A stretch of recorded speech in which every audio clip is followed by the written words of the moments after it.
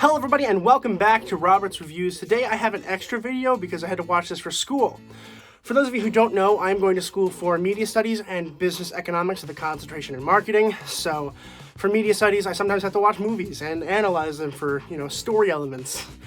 So my professor had me watch this movie today, which I was really happy about because I haven't seen it in a while. It came out in like 2003, which I just found out that I'm older than Finding Nemo, and that devastates me. But today we're going to be talking about Finding Nemo.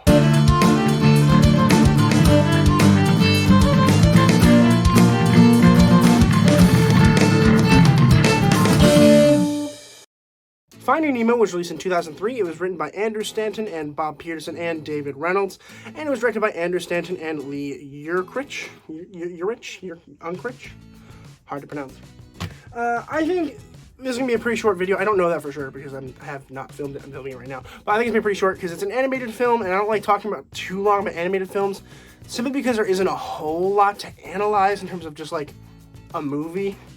No spoilers, but if you haven't seen it, watch it. But essentially what happens is there's this fish named Marlin whose all of his children die except for one. And so that child is Nemo, and he has a sad little fin. And Nemo is ready to go to school. He's excited, and Marlin's like, no, you don't go to school. But then he has to let him go because, laws probably. And so then Nemo goes to school, goes to the drop-off where is this big scary place in the Great Barrier Reef in Australia. And then he gets abducted by these awful creatures called humans. And it's about Marlin, who finds Dory, who is a memory-impaired fish, who go on an adventure to save Nemo and bring him back home. And it's a fun movie. I mean, it really is. I think adults still like it. I'm 20. I still like it. I find it hard to pay attention a lot right now because I've seen it like probably billions of times. It was my go-to movie when I was sad when I was a child. So I love the movie. I think mainly because the characters are so actually in-depth and fun. Marlin's got a great character. Dory's my favorite. Nemo's fine. I actually don't really like Nemo as much as the other characters, which I find kind of funny, but, it is what it is. Bruce, Crush, the turtle, who's probably my favorite character besides Dory. I think Dory's first, then Crush, then Marlin.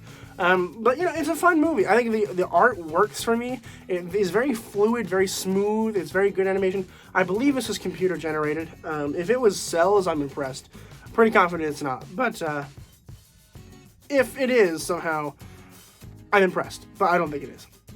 I think it's a really fun movie. I think that the voice acting is very good, mainly from Albert Brooks, Ellen DeGeneres, and Willem Dafoe, who's here. I was like, whoa, Willem, you're here. How are you, buddy?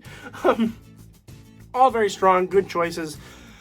These voices have an impact on my life because, it's a movie I grew up with, and it's something that I literally, I can emulate, like, if somebody were to make a Finding Nemo reference, I'd be like, dude, I'd be like, hey, Crush, it's a really cool, like, almost pop culture thing that I grew up with, which is something that, like, everyone has but doesn't think about. Like, I'm a kid, and this movie comes out, and I don't know that this is going to be, like, the biggest movie of all time. I just know that I watch it a lot, and now I'm like, whoa, I'm watching it for college. So that was really cool to see. I had to analyze it for story points, which, any Pixar film will do that for you because they're very, very structured in terms of the arc, the narrative arc. This one's very easy to delineate, and I appreciated that. But it's a fun movie, and if you haven't seen it, watch it. You should. I'm going to go ahead and give Finding Nemo an A+. Mainly because I grew up with it and I love it. And I just think it's perfect for kids and adults to watch together because adults are just going to get more out of it and kids are going to love it because there's fish.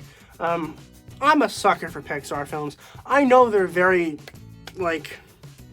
in order of structure, but, I fall for them every time. They're fun movies. Monsters, Inc. is top tier for me.